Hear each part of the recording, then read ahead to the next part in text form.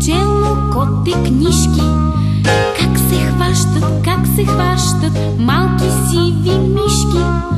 Първо правило това е: сви добре уши. На дъга изви гръбнак, на дъга изви гръбнак, както прави там котарак. Писи, писи, пис, мац, пис, мърмяу, мърмяу. Писи, писи, пис, мац, пис, мърмяу, мърмяу. Писи, писи, пис, мац, пис, мърмяу, мърмяу.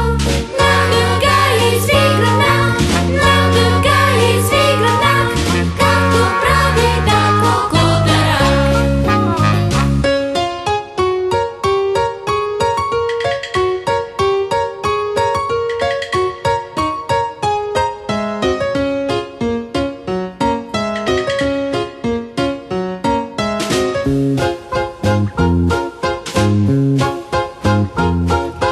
После с кадифени лапи фигура тихо стъпвай. Към мишока, леко се промъквай.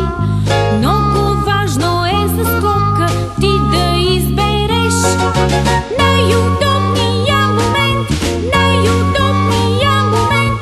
Той на мама Маца е патент.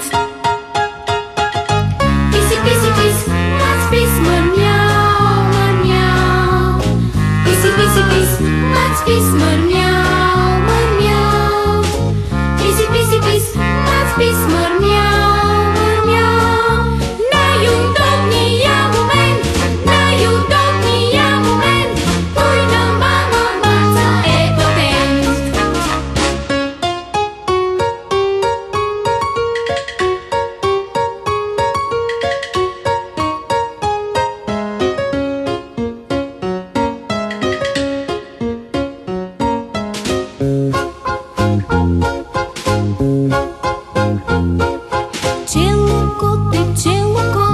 Чело коте книжки.